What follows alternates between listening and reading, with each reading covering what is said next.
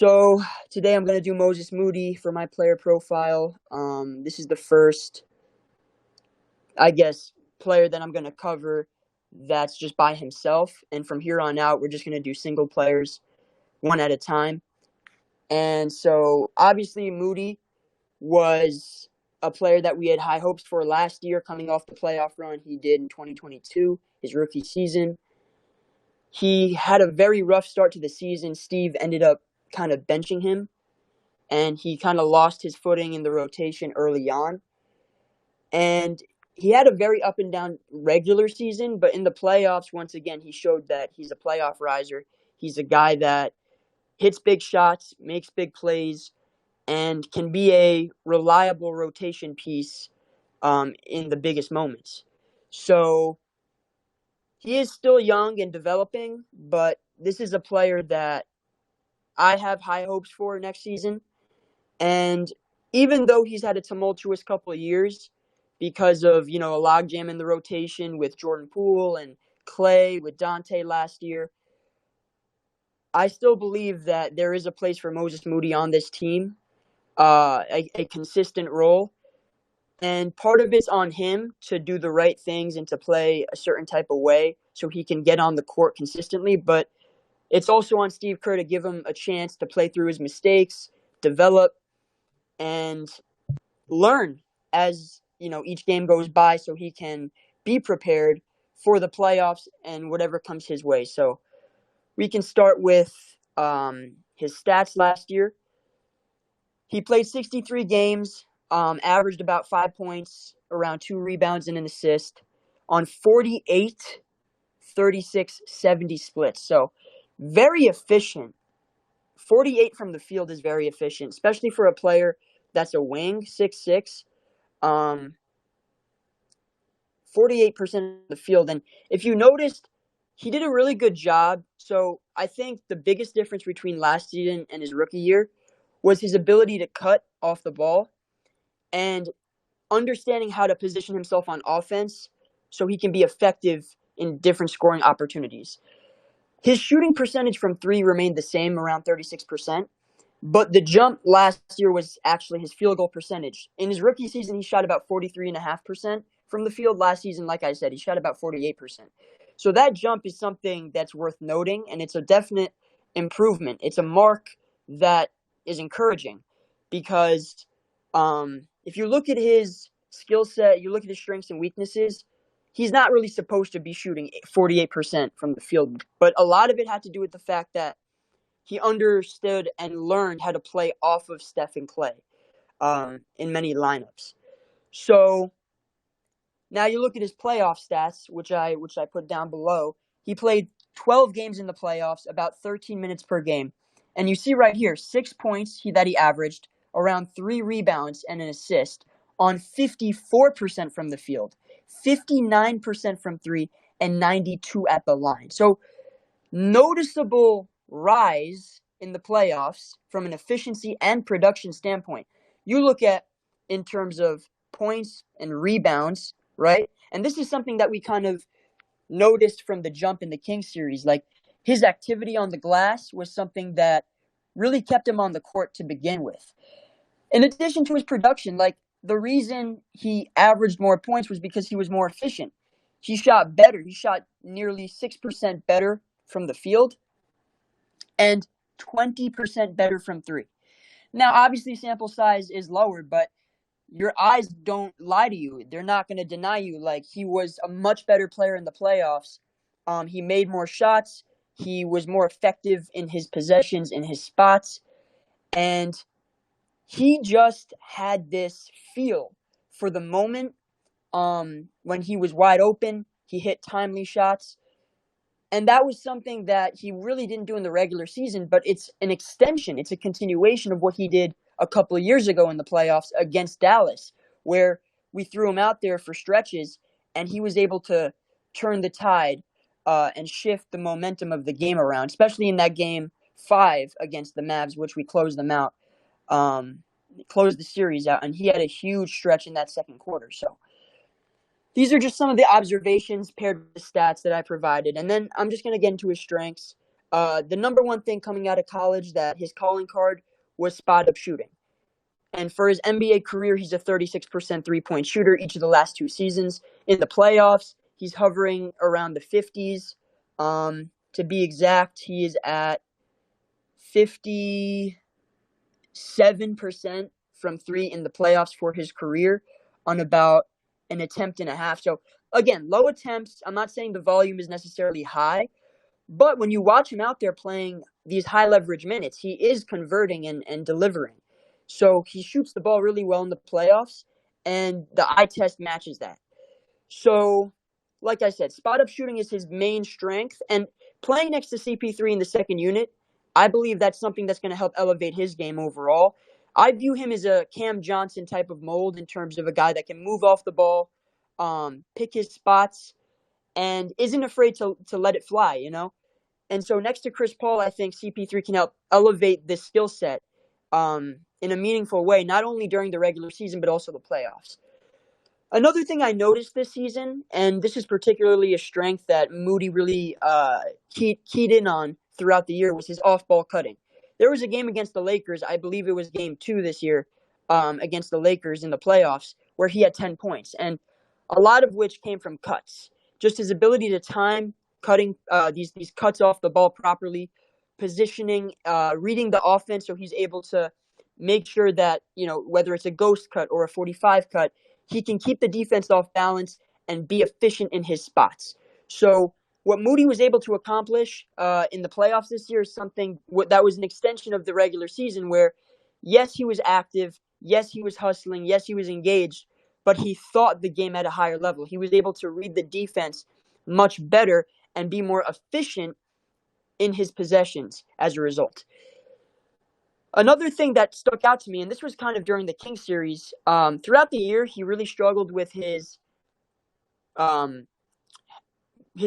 rotations defensively, right? He missed a lot of defensive rotations. That's partly why Steve decided to bench him early into the season, and he lost kind of his footing in the rotation, was because he missed a lot of defensive rotations. His help defense wasn't up to par, so Steve decided to bench him for good reason.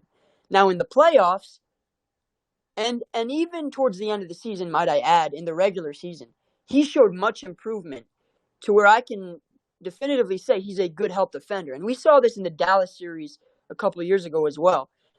Trapping the box, helping the helper, peel switching, right? Boxing out. His help defense is actually very good, and he's shown the ability, while he's not as he wasn't as consistent as we'd hoped this year, he's shown the ability to be able to help defensively at a very good level, not just an NBA level, but an above average level, at a plus level. So this is something that I hope he can key in on and continue to improve, because if Moody's going to continue to see time on the court and develop and continue his progression as a basketball player, he's going to have to maintain this level of help defense. So Steve is inclined and has incentive to keep him on the court. Pair that with the fact that he's active on the boards, right? And we noticed this in the playoffs in particular against the Kings, where he was really making an effort on the offensive glass, even the defensive glass, just rebounding, diving on the ground, trying to, you know, in any way he can, sneak in for rebounds to either close defensive possessions or extend offensive possessions. So Moody's had a real emphasis on crashing the glass and being effective with these intangibles in that way. And that's something that stuck out to me as well, not only last year, but even the year before that in his rookie season. Like I mentioned before, he's a playoff riser. He's a guy that steps up in the big moments. As the stakes go higher, you expect Moses Moody to elevate his game. And he's proven that to have that track record the last few seasons. So, and then like I mentioned before, he plays very hard. He hustles. He dives for loose balls. He's active. He's engaged. He does any little thing it takes to win. He does the dirty work. He's not scared to get on the floor, to, box out, get physical. And that's something very important for a young player to have. Like, you see a lot of players shy away from contact. They're not willing to do the dirty work. But Moses Moody is not above that. Moses Moody understands that to have a consistent role on this team, to be a consistent NBA player, and to get time on the floor, he's going to have to do the extra things, the things that maybe the vets or other players aren't willing to do. And he's going to have to provide value in other ways. And he's proven that he has that's in his DNA, right? And he's done that the last 2 seasons. So that's something that I want to highlight. And then the last 2 things are more so personality and kind of these intangible qualities of his, characteristics, if you will. He's very mature, and this is something that's been echoed and reverberated throughout the coaching staff and his teammates. The vets have found him to be a very mature player for his age, for his, obviously coming into the NBA, being a lottery pick, you have expectations for yourself, but he's embraced every role that he's been given. He hasn't complained. He rolls with the punches and he stays ready, right? And that's my final bullet is basically Moses Moody's a guy that's going to stay ready, be a professional. He's a mature, wise beyond his years. And while I'm throwing these phrases around, right, these are very cliche, common phrases that get thrown around. Steve Kerr likened him to Kevon Looney, which is a parallel that I made as well earlier in the season, where Kevon Looney didn't get a lot of consistent run early in his career, right? You saw it in 2015-16 was his rookie season, 2016-17, and then he didn't really start to become an effective player until year 3 in 2017-18. And that was when we saw him break out against the Rockets in that Western Conference Finals, sliding his feet, being effective, crashing the glass, really finding his footing and being able to be a positive player and have a positive impact on the court. So Moses Moody is entering year 3, and Steve Kerr made that parallel that Moses Moody reminds him of a young Kevon Looney, a wing version of Kevon Looney in terms of mentality, in terms of temperament, in terms of maturity, in terms of emotional, maturity, and embracing his role, mentality, approach.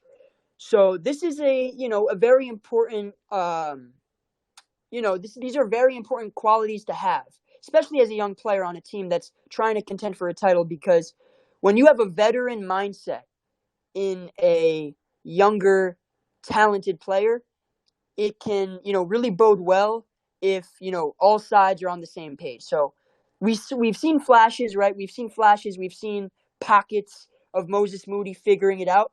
My hope is next year that he puts it all together, kind of like Kevon Looney did in his 3rd season in 2017-18. And Moses Moody can do the same in his 3rd year and really put that personality of his, put that skill set and talent and hustle to the test, and it can hopefully take him to the next level, because he really has all of the ingredients of a winning basketball player, someone that can add to a team in a winning context. We've seen him do it throughout the playoffs the last couple seasons. So hopefully he can do it from game 0 to 82 and then 0 to 16 in the playoffs in terms of wins. So, hey, if anyone has any strengths they would like to add, anything that I missed, CJ, Shadow, Jermaine, whoever, anyone in the chat, I can read, any of your comments, and we can kind of keep this discussion alive. So, Stay Cozy said, it's going to be hard to keep him off the court this year, him and Kuminga. Absolutely, I agree.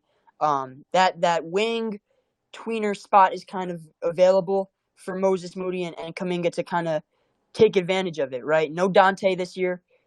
There's no Otto Porter, right? These spots are kind of open for them to take advantage and to elevate their game. So the opportunity is going to be there. The question is if they can take advantage of it. Need Moses to start working on coming off pin downs and ready to catch and shoot. So, yeah, that's one thing. His movement shooting, he's been working on that, but obviously that's something that is going to that can elevate his game, right? Especially if he can really emphasize that part of the Warrior system, which, is a lot of the principles hinge on that. I can't wait to see him play more this season. It's long overdue. I agree 100%. Moody's going to come in and do whatever it takes to help the team get the W. Good trait to have as a young dude off the bench. 100% agree. He's a young vet. He's got a knack for rebounding. He hit some big shots in that Lakers series. Dude outplayed Dante. 100% agree. Dante was the MLE signing of the year. He was the guy that was a steady vet. And when the playoffs came around, Moses Moody looked closer to Dante than Dante did himself. I 100% agree. And he has a nose for the ball, right? And that's kind of what I've been trying to He's a natural hustler, organic. Yep, exactly. Shadow, CJ, anybody on the stage want to add anything that I missed or? No, he's a he's a willing player to do whatever he can on the court. One thing I would like him to get back to is I believe in 2021 he shot closer to 78% from the free throw line. This year he was around 69-70%. I think he could do that, and as well as attacking the rim. Like, that's an undervalued asset that he has. He can get to the rim when he wants to. I think he just needs to be doing it more and cutting more. If he could do that, I think he's going to stay on the floor more. 100% agree. CJ, any thoughts? Yeah. So you see that last bullet point on the left there? I Absolutely. really don't want people to overlook that point. He's an excellent offensive rebounder. He was in college too. In college, he was a very, very good offensive rebounder, and he's kind of one of those guys that could just get. And he did it in the Lakers series too a little bit, but he just buys you extra possessions because he's just such a good offensive rebounder.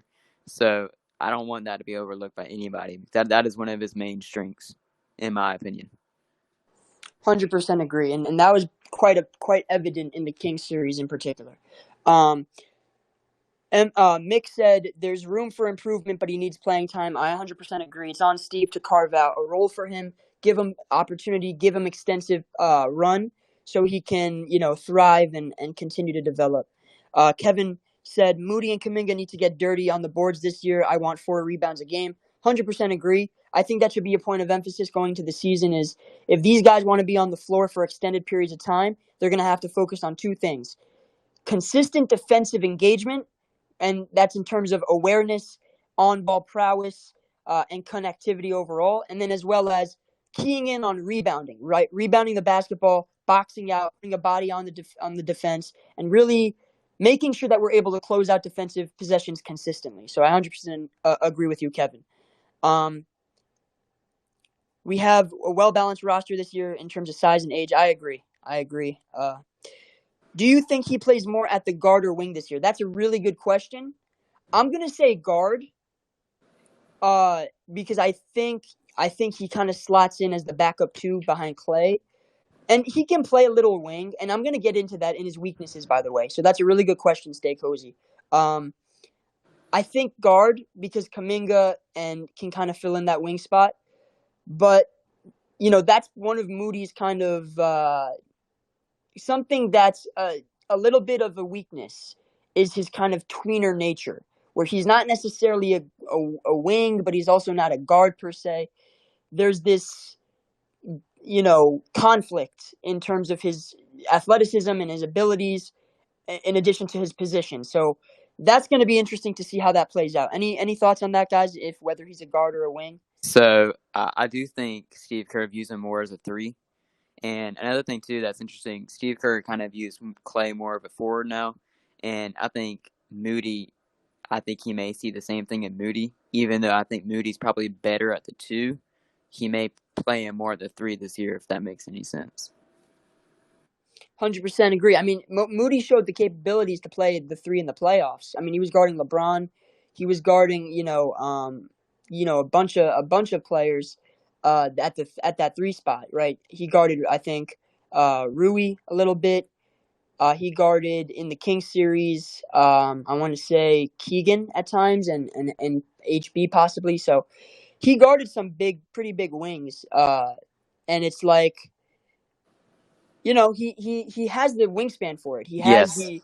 the 7'1" 7 foot. wingspan. Exactly. So the length is there. The frame in terms of height is leaves a little bit to be desired, but I think he's 6'5". yeah, he's about 6'6" or so. Kerr was crazy putting him at the 4. Yeah, so that's something that's very interesting. You're right. Kerr kind of views him at the 4 in some small ball lineups. I'm not so sure about that as of yet. But he is a player that does play bigger than he is, right? He does play bigger than he is, especially at the 2.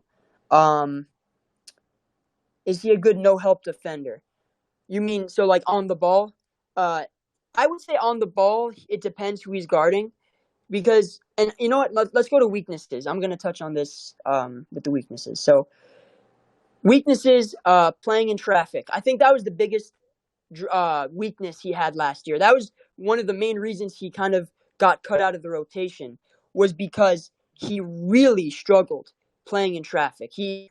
When he put the ball on the floor, he was just driving into crowds, didn't really have much sense of direction, didn't have much of a plan, kind of got lost in the mix and was stuck at times and had to kind of, make something out of nothing. And it led to turnovers. It led to reckless drives at the basket, and broken possessions. So playing in traffic is something that he really is going to have to tune in and or fine tune rather.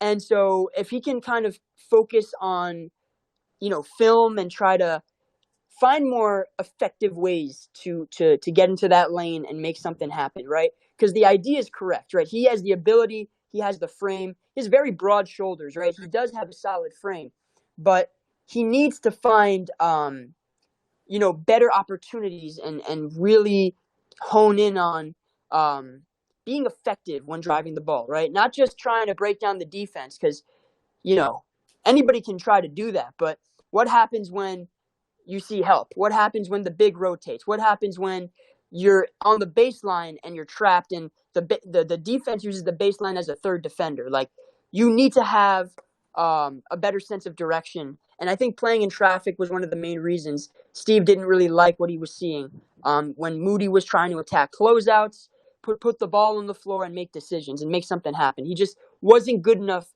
last season at doing that. And then I guess another weakness, and this is something that's been the case since his draft, is just his overall athleticism and foot speed. While he does have a very great, notable wingspan, right, 7'1", in terms of like foot speed and vertical and rim pressure and that kind of thing, before I get to that, in terms of foot speed, he is too small to guard forwards and too slow to guard against guards, right? So when he's guarding forwards like LeBron, and I know LeBron's is an exception, right? Not every player that he's going to guard at the three is LeBron James, but even a guy like Harrison Barnes, even a guy that's 6'8", 220, 230, like, he struggles against these like real forwards, these like beefy kind of strong 3-4. So when Moody's kind of having to put his body and lower his shoulder and hold his own against these guys, you saw LeBron kind of just bullied him, like put him on the block, put him in the rim. Like, it was tough to watch. And so he's just not necessarily strong enough yet against those types of players. And he's smaller, right? Just physically, he's shorter. And then on top of that, he's too slow against guards, right? When he's on the perimeter and he's sliding his feet laterally, trying to move his feet and stay with a guy like De'Aaron Fox or a guy like Austin Reeves at times. Guys that are just shifty and quick and move with some bounce and zip. Like, Moody does struggle against these quicker type of guards. So there's a way to hide him on defense and make him effective. And I think, like I said, in his strengths, he's a really good help defender. So what I noticed is he's great at helping the helper. He's great at trapping the box. And These types of things. Yeah, go ahead. That's something he's really improved on since his rookie year. Exactly, yeah. So during his rookie year, I think he didn't get playing time in the first half of the season because of that right there. And then he worked on that and he improved on it, and he was making the right rotations in Game 2 versus Dallas in the Western Conference Finals, and he was making some really nice plays defensively. Exactly. So his positioning, his understanding of schemes, his awareness is all there. The question is, can the athleticism match? And against certain matchups, I'm not sure it can. But if you put him in the right positions defensively, I do believe he can be a positive. So while he has limitations from an athleticism standpoint, I do believe there's a way around it. His struggles off the catch, and this is something I alluded to earlier, just playing in traffic, and just in general, just being creative. He just creating separation. There were times, I will give him credit, against LeBron when the shot clock was expiring and he had to put the ball on the floor and get a shot off. He knocked some shots down. He got them off relatively easily, whether it be with a step back or just off the bounce, just trying to rise over the top and try to, however he can, whether it be fading away, using his footwork. We've seen him actually do a decent job while the shot clock is running down or when he's pressed to get a shot off.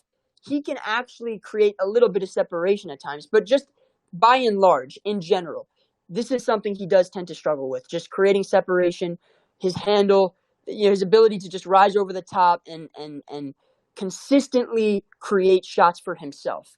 So that's one thing that if he can really work on that, whether it be, in the mid range, trying to just get to his spots, or just at the 3-point line in the pick and roll, he needs to work on just kind of pairing together his ability to put the ball on the floor and also understanding how to create space and advantages against his defensive matchup. So he can put himself in a position to score, whether it be driving to the rim or taking jumpers. But these are things that he's going to have to work on moving forward, not only next year, but for his career.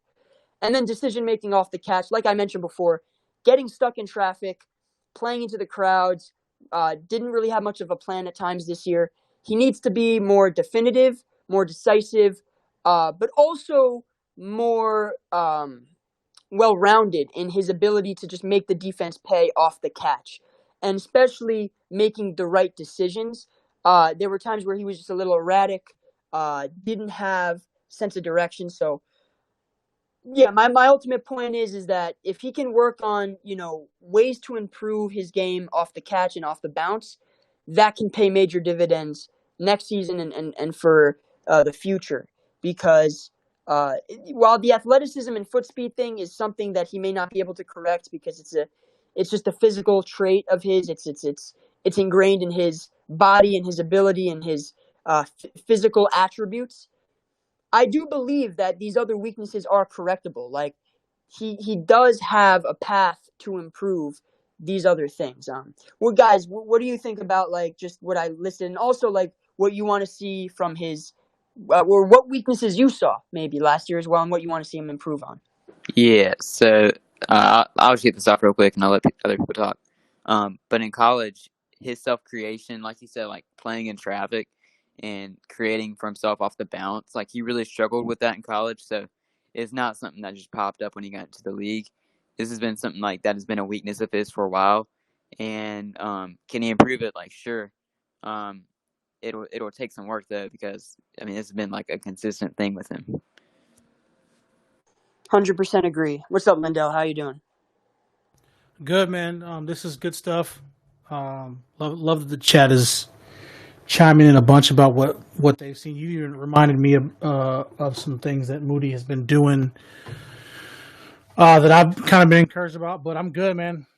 Just listening in and excited for the kid. I think the path has been cleared for Moody. It might even be more so than Kuminga. In a strange way, because I still don't see a backup shooting guard to Clay, and I think Moody has got the opportunity to be that, and I think that's where the minutes are, and a lot of the stuff that you guys have broken down are, including the things that he's already really good at. Like when I hear you guys talk, I hear really that the activity is what kind of like helps him, and if he can just be active. And continue to do the things that he already is just kind of like he's got a natural bent to moving around and moving off ball and getting after rebounds on the offensive side. He keeps doing that stuff. I really do think the backup shooting guard position is going to be open to him if he's strong enough to play wing. Great, but I really do think those minutes are behind Clay right now. I agree. I think the path right now is open for him to just thrive off the bench as a backup too. I've compared him to Cam Johnson in the sense that, while he may not be as good from a well-rounded standpoint, right? Cam Johnson's a really good rebounder. He's really good at putting literally, all of Moses Moody's weaknesses are probably Cam Johnson's strengths, right? Like putting the ball on the floor, attacking the basket. Like Cam Johnson's a legit 6'8", right?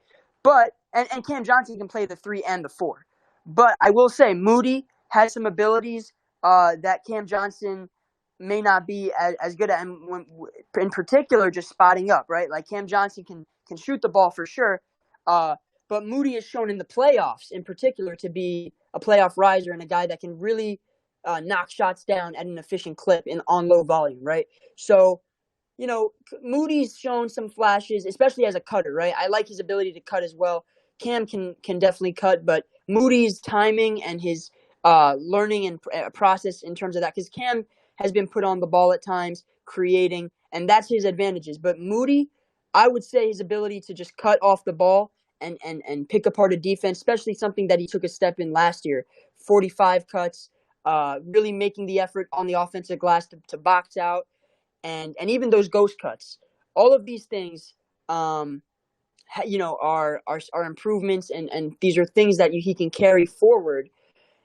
And I think these are things that, these are calling cards. These are things that can keep him on the court, right? If you're rebounding and playing well off the ball, off of the movement of Steph and Clay, off of the playmaking of Chris Paul, then I do think Moses Moody can be a Cam Johnson light, right? He can be 40%, 50, 60% of Cam Johnson, somewhere in that mix. And that's all we need off the bench, really. We don't need much. Okay, so let's move on to expectations. So coming into the NBA, like, Moody was thought of as just a prototypical 3-and-D wing, and I don't think that projection has changed.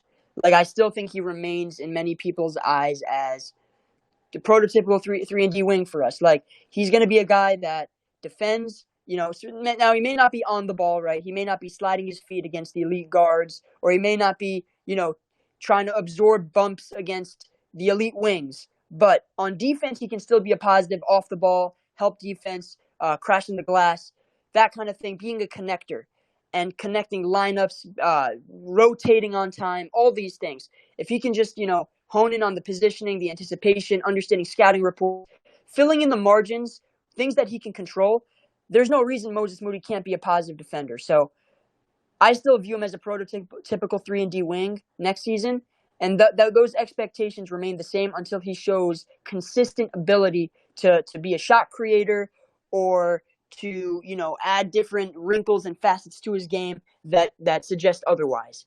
Now, the last two bullets are quite interesting. So my expectations are that he does get a consistent role and minutes off the bench to develop.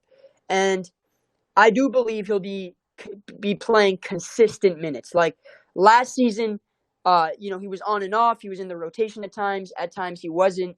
At times, he was parked on the bench for a dozen games. And then there were times where he played 3, 4, 5 games in a row. And then in the playoffs, he was probably our most consistent player off the bench. You could even argue our best player off the bench the entire playoffs when you discuss relative to expectations, right? So you look at Dante, you look at Jordan Poole, you look at JaMychal Green, and then you look at Moses Moody.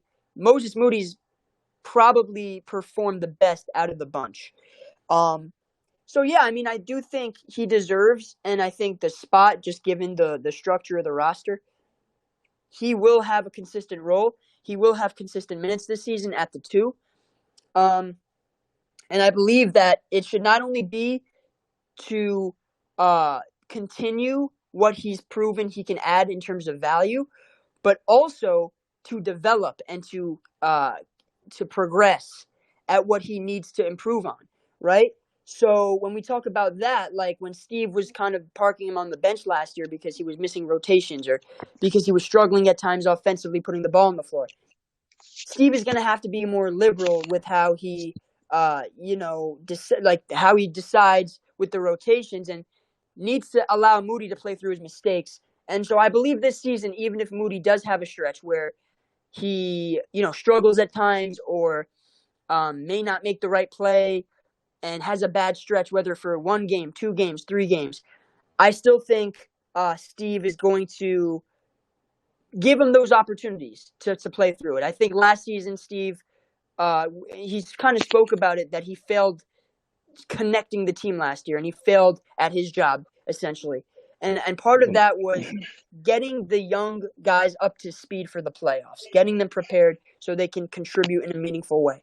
Well, part of that is playing them during the regular season, allowing them to make mistakes when it doesn't matter as much. So in the playoffs, they're prepared and they're ready, and they've seen more, so they can react and respond and counter to, what they do see when the stakes are at its highest. So I do expect this season for Moody's role to be more consistent than last year, and I do expect him to develop while it may not be linear, of course, it'll be more kind of a point of emphasis. It'll be something that Steve is willingly, investing in. Right? He's not going to abandon it like he did last year.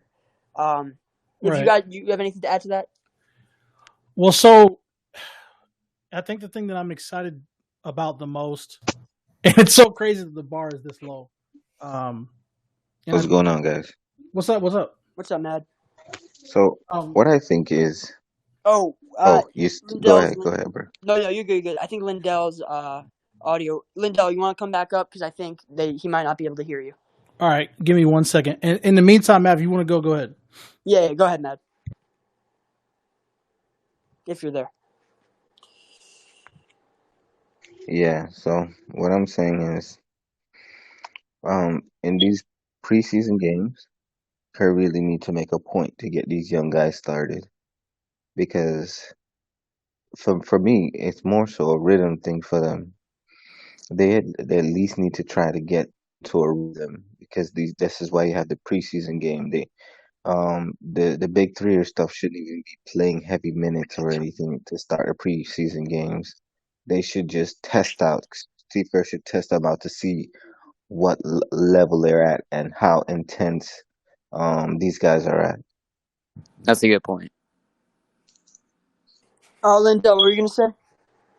Now I'm kind of doing not a deep dive per se, but I am looking at minutes, and the more I look at the minutes, the more excited I can get about Kuminga's role and Moody's role because, and obviously we know Chris Paul is going to take some of those minutes. I know we've talked about like him being in like the 26-ish range. What I didn't realize when we talked about that is right where Dante averaged. Now that kind of gets thrown off a little bit based on who's injured and stuff like that.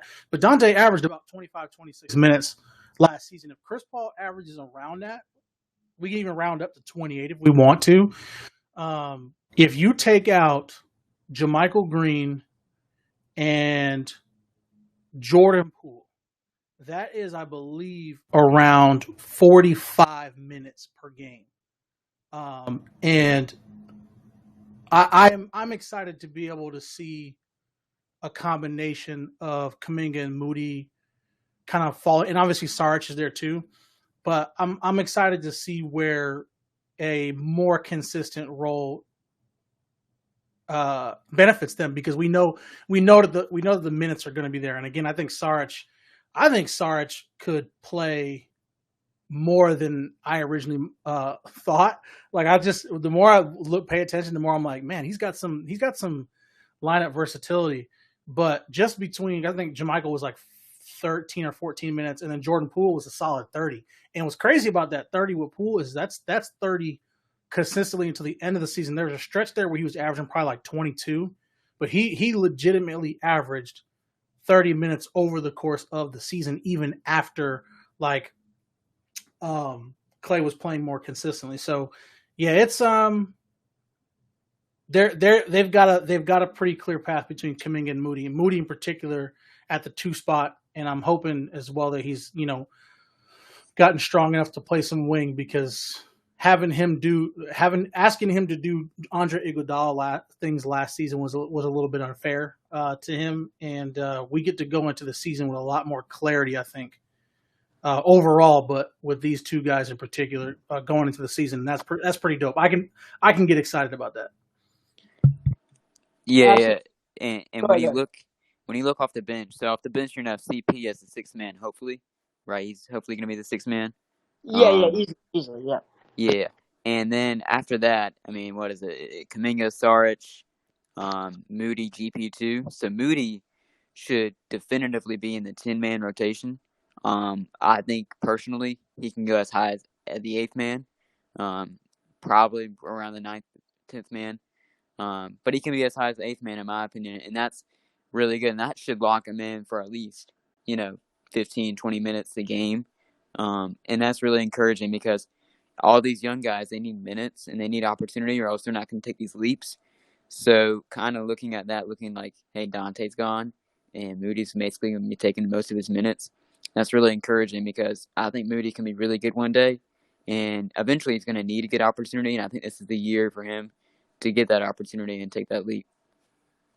Yeah, CJ, with you. So Oh, yeah, Curry history, you were go ahead, go ahead, Andre. No, I was gonna say, what are your? Did you have anything to add, or were you gonna ask Curry history 30 about the Leicester thing? Couple things. Let's start with that. So Curry history, you're up here. So Yeah, I think but Moody. if you look at Lester Quinos's like his stats in the G League, he was like explosive. Like he was hitting like 45-point games. He was averaging like 21 points per game. Like I've never seen Moses Moody just explode in a game. I see him as like a really valuable side piece, but like he's never really been like the way Clay explodes. That like Clay will just have stretches that he explodes. I've never seen Moses Moody explode like that. Like I know what you're honestly, saying. You're saying, and that has to do with the shot creation. So that's one of his weaknesses, like just his ability to put the ball on the floor, get to the rim. Like I know, like he doesn't have that pop, right? Like he doesn't have that yeah, and that's ability like to. one of the Like, most important things for the you're Warriors saying itself that they need. score in bunches. Like Moody is not a guy that's going to score in bunches. I understand that's one of his limitations. But I will say this: we don't really need him to score in bunches. Like we kind of already have Exactly. Right. Steph, Clay, we have Wiggs, and then we also have CP off the bench. Like we need guys to fill in the margins. So like in a vacuum, you are kind of right. Like Lester is a more talented player from a scoring standpoint, just his ability to get to the rim, finish with either hand, shoot the ball consistently, and really score and get hot in bunches. But the question is, do we really need that at this point on this roster? And my answer is no. I think right now we need guys that can connect lineups. Hold on. Yeah, Yeah, that's Andre. Let me Yeah, I have think a rebuttal to Poole that. was struggling to do that. So you give Moody more minutes, and you give Lester more minutes, and you improve both things that Jordan Poole was failing to do. Like Jordan Poole was a horrible defender, but he could do things that we needed. So you have a guy like Lester that can not only do what Jordan Poole could do, but he could also defend on the side. but see, you're using G League, right, as your baseline metric. I mean, but I overall right watched Moses Moody in the G League as well. now. And You Moses know, Moody and he's had 35-point games in the G League. He did. yeah, So but I don't know what you're it saying, wasn't. brother. Hold on. It wasn't Yeah, all let at me once. rebuttal that. You have long games. It's like he's not an explosive player. He's a very good player, but we need someone right now that's But explosive. his role Like is not to when come off the everyone bench comes off the off, you bounce and need start. someone else that's explosive. But I get it. that's not what he's, brother. That's not his role. He's not there to Hold come on. off the bounce and give you 20. Hold on. Mad, what were you gonna say? Yeah, I mean, y'all both make good points on both sides, but like Andre said, we don't really need that from Moody. And actually, I rather Moody not be that explosive because But the real question is like Moody gonna play when Curry and Clay are on? Because if Moody's not gonna play when Curry and Clay are on, we do need that. I'm saying if we're arguing that like Moody needs more minutes to play with Steph and Clay, I totally agree. He's the perfect He's the perfect third guard in the I see what you're rotation. I'd saying. rather I him see what over you're Chris saying because you're Paul. saying next to So here's my response to that. The guy that you're asking for when you talk about like a scoring explosion or like that scoring punch, the guy that I think you're thinking of is got to be Kuminga. Yeah, I don't think Moody's that guy. I think Moody's more so in pockets, hitting corner threes, yeah, cutting at the right time, situational scoring. But he's more Yeah, so of a Dre, solid. Dre beat me to it on that one. Yeah, yeah. I Let think me the let guy that you're thinking of is let. probably more so Kuminga in the pick and roll, getting 10, 12 points on the board with ease, consistently, that kind of thing. Because Lester is a guard and he can shoot the ball, he can score the ball, he can get to the rim. But I just think we have a logjam at guards at this point. Lester's what 6'3", 6'4". Maybe he's a little bit taller, and he definitely has a big frame. But I just think we need wings out there, and Kuminga's a legit 6'7", 220, and we've already invested 2 years into him. He's expected to take a step this year, and that's the guy. If you talk about a scoring punch, which I understand you're concerned because you are right, we are missing that off the bench. So that's where Kuminga comes in. That's where he can fill in those gaps where on a given night, if Wiggins gives you 12 points because he is struggling, or if Klay Thompson shoots the ball poorly, has 14 points. Like, how do you make up those extra 6 to 8 points? Jonathan Kuminga is the guy that we're going to look at to Yeah, compensate. Yeah, but I feel like Jonathan yeah, but Kuminga's more in a starting lineup. Like I think I would rather Dario Saric try to fill up those points than Moses Moody. on the bench. So But here's no, no, here's no. what you Hold go on, ahead, hold Matt. on. Yeah, because my bad. I didn't even get to finish my point because playback Yeah, go ahead, go ahead, went go up. ahead. What I was saying is like those type of players have extreme highs and extreme low. One thing I've noticed about Moody, even with the season, he's always ready. He's even kill. He might not get you 30 points or whatever in bunches, but he will average you at least 10 points. You understand? It's like that level of stability that you need. You can't have everybody that's a firecracker or whatever because even Steph gets super cold in certain nights. Clay is up, but like Moody, there he's gonna sure guarantee you a certain amount of buckets, and I like that from it because we have a lot of players who has the high highs and the low lows. We don't need another one of that right now. I'm Yeah, with Matt, and I can't give you the G League thing either because Moody averaged more points in the G League on better shooting percentages across the board at every level over Lester. So using the G League, as a reference here is just irrelevant. I'm sorry. yeah. I Moody's think I just think that I good. think the problem is not that you think Moody's not good because he really haven't been given. You have what we have to understand is these youngsters have really been dealt a bad hand. Like yes, deficiencies and all, they really be held a bad hand. If you look at the Houston Rockets, like what's his name, Jalen Green, like yo, he's horrible defensively and certain things, and he was like the number two pick or whatever. Yeah, I think he went third or something. Yeah, third or fourth or whatever. Like defensively in certain things, but they're not held. He's not held to that same type of standard. You understand? So we have to understand that these guys are not bad. I keep watching their highlights, Moody and stuff. Like he's not Oh no, bad. you're He's a right. You're bit right. slow-footed. He was number two pick. You're right, number two. No, you're right. He, and he still has those deficiencies. So of course, this person who's number 11 is gonna have these deficiencies. But I know one thing: Moody's a knockdown shooter. You can't leave him open. He showed us that in the playoff against the Lakers. He was the one positive off the bench. But that's a And really good point. He that is not something you take lightly. You can't right. look at the regular season and his sporadic minutes and then draw a conclusion. You draw a conclusion when it matters the most. And he showed Mhm. up when it mattered the most. Mhm. No, you make a phenomenal point. Like that's probably the biggest selling point on Moody and carving him out a consistent role is the very fact that in the playoffs, the last two seasons, he's been a playoff riser and he's hit timely big shots against like really good competition. And Curry History in the chat made a good point. Like he said, I like rotations. He has a great sense of when to move baseline, timing up, covering the dunker spot, tagging, digging out of the corners.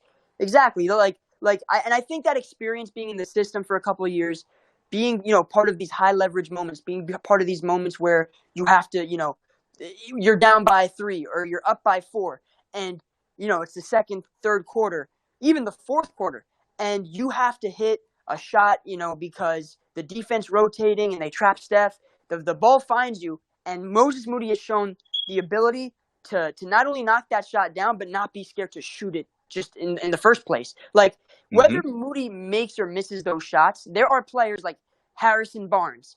There are players in the past that have been scared to take those shots, and there's a reason why, like, you know, even Draymond is scared to take open shots at Those times. shots.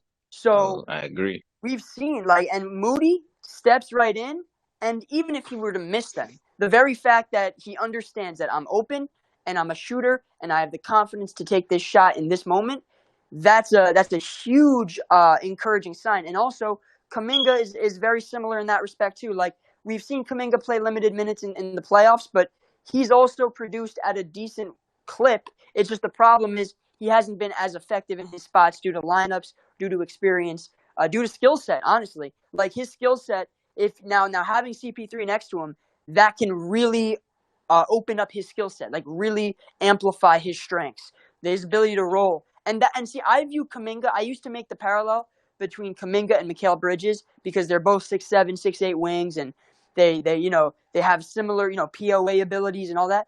But you know what? Hmm. I really have been thinking about the last few weeks. If we're going to be successful, we're going to have to use Jonathan Kaminga like DeAndre Ayton. We're going to have to use him as a diver, as a guy that cuts down the middle, someone that rolls hard to the basket in the dunker spot. Like DeAndre Ayton, the way that the Suns used him is exactly how we should be using Kuminga next to CP3. Like the two-man Hmm. game, having Clay coming off curls while Kuminga's diving to the rim, CP3 in the mid-range having the luxury of making that decision, whether he kicks it out to Clay, takes the mid-range himself, or finds Kuminga. But ultimately, my point is this, that when you have this balance of this roster, we're going to have to find ways and pockets to put these guys in positions to where their strengths are optimized and their weaknesses are minimized. So, yeah, Moody, I agree. He doesn't have pop to score the ball. He doesn't have, like, at least on this team, right? Maybe on another team he could average, 14 points, whatever. But on this team, that's not his role. But I do think that, that's where Kuminga can compensate for. And then where Moody can do something that Kuminga may struggle with, Moody's a better rebounder and he's also a better shooter. So, like you look at those things and you're like, okay, he provides better spacing. So they can complement each other. Like Moody and Kuminga can really complement each other's skill sets if used in the right lineups, in the right context, in the right combination. So I just think, this is a good conversation. I understand the Lester point. The difference is just Moody's more experienced. He's played in big moments, and he's already been in Yeah, the system a few years. Yeah, I understand the Lester point too. But my thing is like Lester is good for where we have him right now. He still needs time to develop. He's still right. transitioning from defense. You still have to go against NBA level player guard, and you still have to make that transition. Not saying that he won't be successful, but you can't just see him do this in the G League and then give him roles of a guy who has proven it on an NBA level. That just doesn't make sense. Now, if he's proving it during the season, I can understand you make that adjustment. But just because of the G League alone, he's good for where he's at right now. Like if we're gonna put him on a two-way, let's see what we can do. If you need a scoring pop because nobody can create for you off the bench, just sub him in. You understand? 100%. And shout out Curry History. He said, honestly, I'm just stupid. Screw the Lester Quinones agenda. Moses Moody added so much to his game the last two seasons, and he's learning from the greatest veterans in the game. So it makes sense to give Moody more minutes. Sorry for saying stupid shit. I don't know what to say when I get called up. It's all right, man. Hey, Nah, I understand it the ain't point. like that. It You're ain't And like good. that. You're good. yeah, you're good, man. And by the way, the point wasn't even Really, bad he's in a trash. vacuum. Like, I just think the just looking at the roster and kind of like who's done what, I just think it makes more sense to roll with the guys we have. But Hmm. hey, like there's no doubt Lester is going to be a guy in at least a couple of years. But that's the thing is like it's going to take a little bit of time before he can prove it. So Oh, because and we let do me have a add something. yeah, go ahead. Yeah, and not to really rag on Jordan Poole or James Wiseman, but like they were a horrible team defensively. So you gotta understand those are on Moody and Kuminga's back. You understand? Like Right, you if you watch the game, you would see how the defense break it down, and they would and Moody or Kuminga would have to overhelp, and then it looks like everybody is a right, negative on the court. yes. 100%. Yeah. Because Wiseman's over helping, and then it puts Kaminga in a bad spot. Next thing you know, Kaminga's man gets open for three, and then it looks Hmm. like Kaminga's mistake on the rotation. But yeah, like when you have one guy that's negative defensively, it forces the other players around them to compensate for it. And then if those guys are negatives, then it's a compounding effect. So Exactly. And yeah, honestly, to be that good of a defender, you practically have to be Draymond to be reading all of these things. A lot of guys in the NBA cannot do that. You understand? It's not easy right, 100%. to break up Um, a play. You're right. You're right. And there were times this season, like in the playoffs, where I saw Moody. He would break up, like he would read the play right against the Kings or the Lakers, and he'd read the action and he'd just break it up, just by himself off the ball, like help defense. So he's shown the ability to just like have positive defensive possessions, just by himself, off of Hmm. anticipation or reading the action. So I do think there's promise there for sure. I Um, do. Trey, there's. Go ahead, Matt. Yeah, I do want to No, ask no, you no, this, you're good, you're Trey. good. What do you think about Moody's playmaking potential? Because I do think there's something there. yeah, dude, I think Moody. He's shown the ability to put the ball on the floor. The question is like, what are the results going to look like on a night to night basis? Some nights they look okay, other nights they don't look great at all. So when you say playmaking, like I don't view him as like a pick and roll guy because you got Chris Paul out there, you got Steph Curry out there, like, and we barely run pick and roll as it is. So he probably won't be running a ton of pick and roll. But in terms of playmaking overall, I think as a connective passer, that's something he can look at is in our system, just finding guys who move, like whether it be Wiggins cutting, baseline, whether it be Klay Thompson's, fading in the corner. Steph just is always, in movement, in motion off the ball. Just having that hyper awareness of being a connected passer, understanding that, what the offense should look like, the patterns.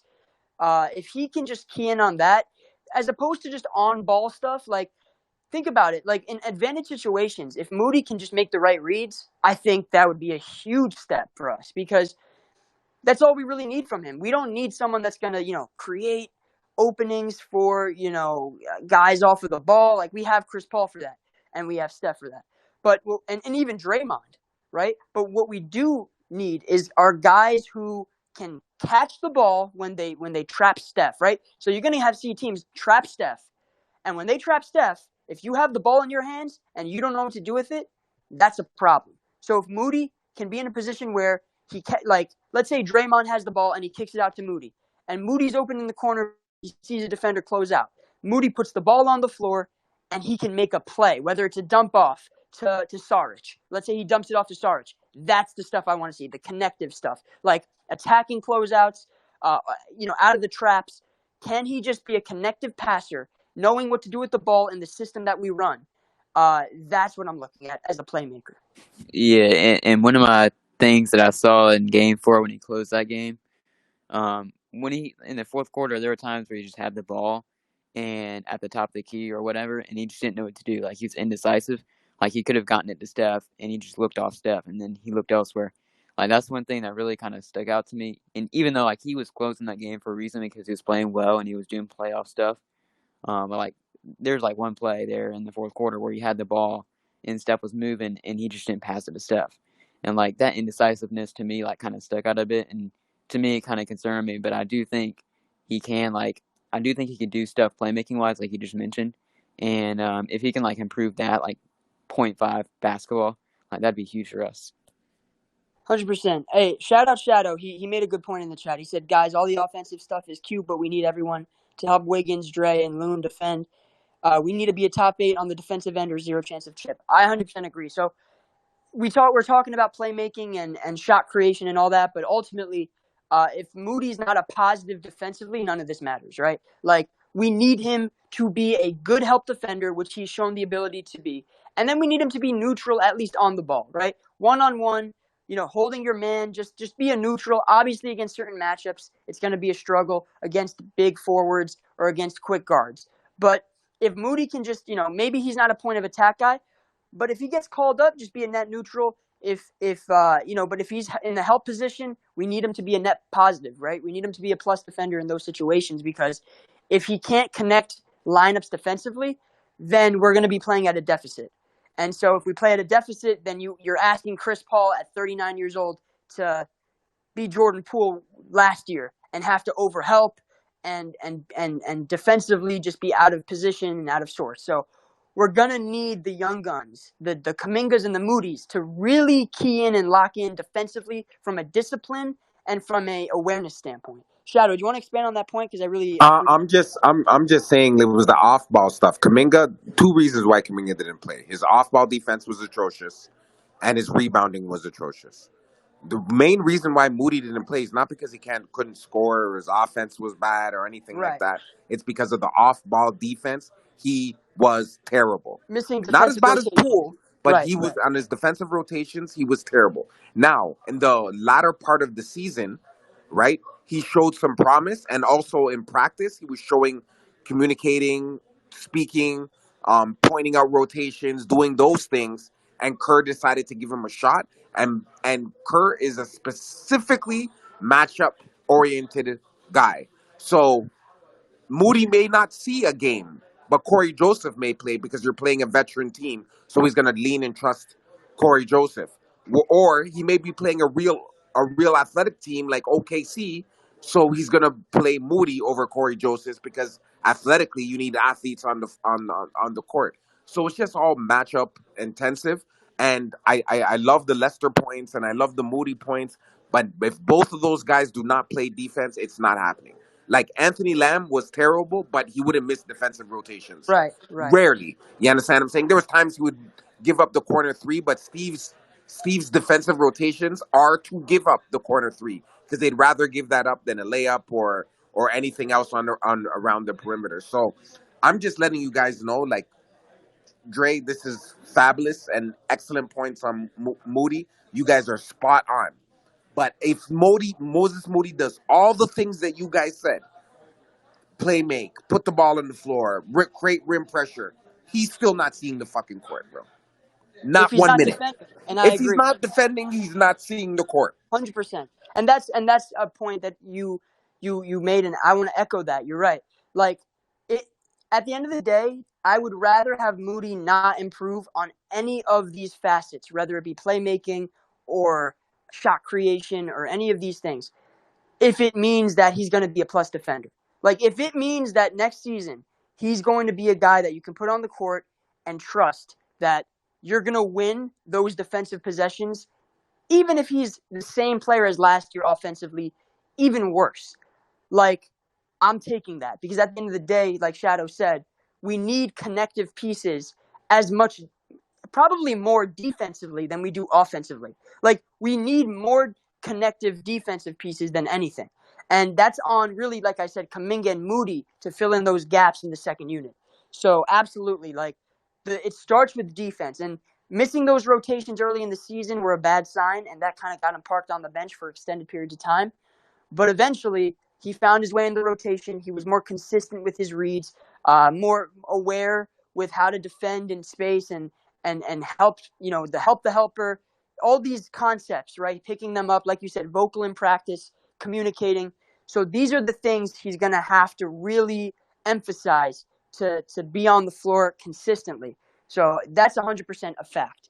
And then so when you see my last bullet there, third year leap, when I talk about a third year leap, like, it's exactly that. Like, probably defensive centered more than offensive centered, right? When we talk about third year leaps, like with Kuminga, I'm not talking about necessarily scoring as much as off ball awareness on defense and rebounding.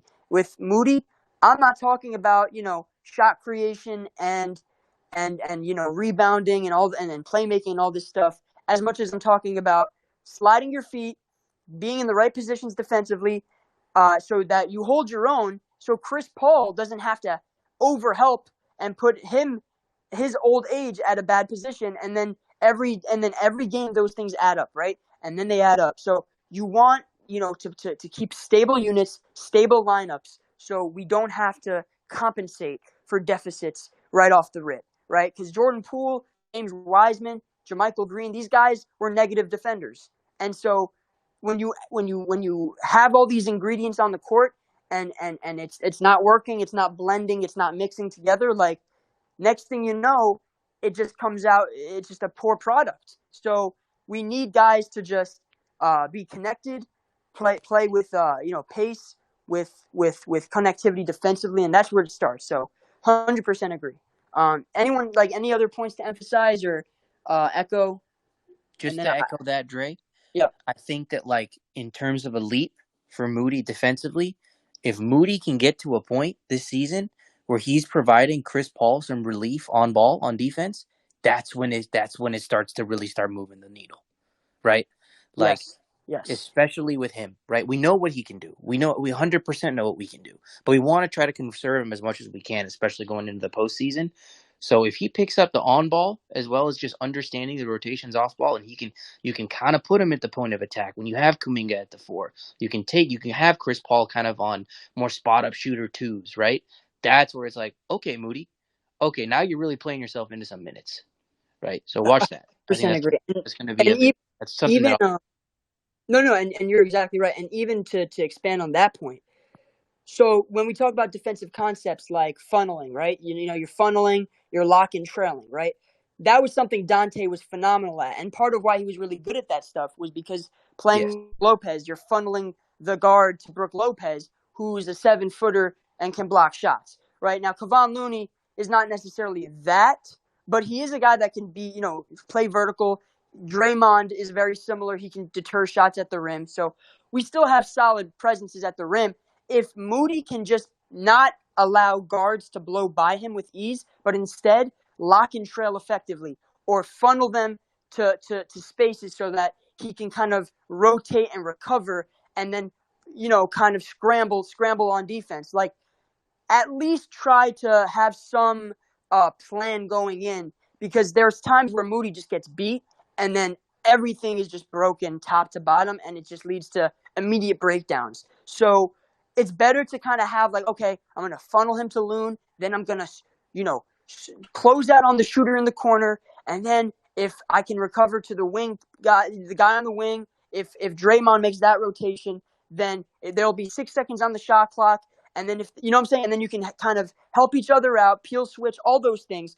And that's where I want Moody to be. Is like his mind needs to think on this possession, how am I going to force the offensive player to do what I want instead of reacting to what the offensive player does what they want?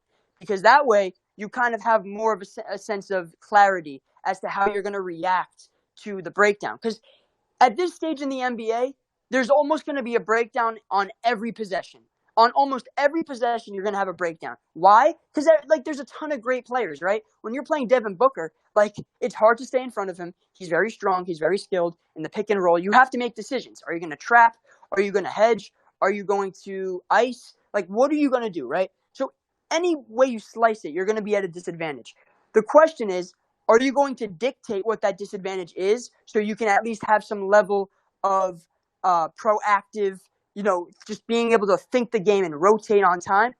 Or kind of like how we did with Dallas. You remember that Dallas series? The reason Moody was so effective in that series was because he knew where he was going to be before it even happened. He read the play before it developed. That's where I want him to get. And I'm talking about defensively, right? He was trapping the box, getting in the right positions, helping the helper, that kind of thing. And so when you get to that point, it leads to easy transition offense, which is why we just completely obliterated them, because they were put in a position where we were anticipating their actions and their sets and their play calls. That's where and so that comes with studying the game, right? A student of the game. So if Moody can get to that, then we're in a different planet in terms of that. And Chris Paul can also help in terms of teaching the trade in that sense, like understanding matchups and schemes and that kind of thing. All right. So the last kind of part of this is the player projection.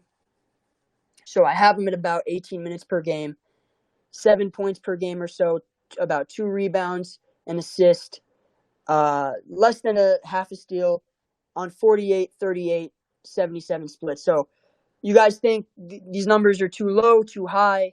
What are your thoughts on these kind of projections? Or do you think he'll play more minutes, less minutes? What are your thoughts? Real quick, I think the one thing I would change really is I think he's going to be a really good rebounder for us this year. So maybe 2.8, 2.9, maybe 3. Maybe that's a little bit too high. That would be so here's my thing, right? When I was looking at these numbers, I was like, okay, how do I make this proportional? If he does 2.8, that would be a huge jump. So last season he did about, I don't want to get it wrong, so let me see.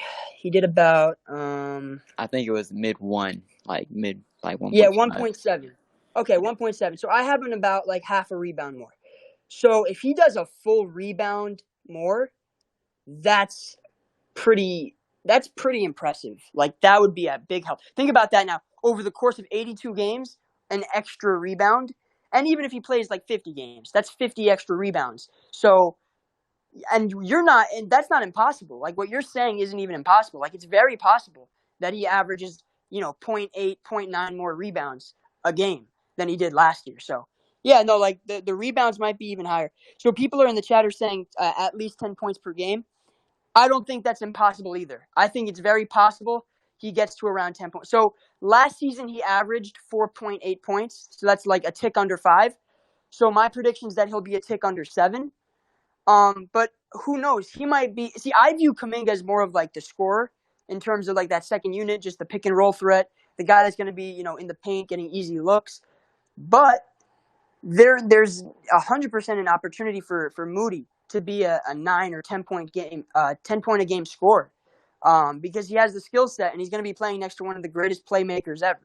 So that 10 points a game, that's very fair, and I could be wrong. Like I have him around 7, maybe 8, but it's a very good chance in year 3 taking that extra step because he's going to work on his game offensively as well. Like, obviously the defensive end is going to be the most important part of his game to develop, but offensively there's going to be things that he works on and improves on so he can be more effective on both ends. And so yeah, like 10 points a game is 100% in the cards. Realistic. He's learning from the greatest scoring guard of all time. After Mike, 100% agree. 100% agree. Any final thoughts or anybody have any contributions? Anything that we missed or whatever? I think we kind of covered everything. I always feel like we miss a few things, but I think we covered everything for the most part. Like we really did a really good, thorough, extensive job on covering Moody. Dre, I'm gonna give him a +2. I'm gonna project a +2 on his plus minus. Oh, okay, yeah, I forgot for the that. regular season. The +2. So yeah, so we all? So you think he'll basically be a net neutral, like in the regular season, which is good. Last season he was a net negative. Yeah, like on the court. So you guys think he'll be a net neutral? Then I mean I think that's definitely in the cards, 100%. You know what? I agree with you. Net neutral, I'll say as well. All right, I think that's about it. I'll close it out here, and tomorrow we're going to do GP2. So there's going to be a lot to unpack there. Obviously, fan favorite. And then after that, we're going to do Kevon Looney, and then I'll save the rest for later. But I appreciate everybody for tuning in and contributing. The chat did a much better job today. I thought of just like adding some really good insight, and I appreciate that from the chat as like just kind of bouncing ideas off of one another because I think of stuff, but I can't think of everything. So I appreciate you guys kind of filling in those margins that I might have missed. After hours begins now. All right, yeah, man. I don't know if Urkel's going to start like a space or a playback, but if he does, you guys know to tune in. I'll be there as well, and I appreciate everybody for coming through again. And we'll be back at it tomorrow. But this was a good, another great breakdown. All right. If y'all want to go by my playback and hang out, y'all can. But I'm gonna step out a little bit, so it's up to y'all. Yeah or nay? Chat, what do you think? Fired up? All right, I'll fire it up. Yeah, fired up. Peace out, guys. Appreciate everybody. Let's head to Urkel's. Good work, Dre.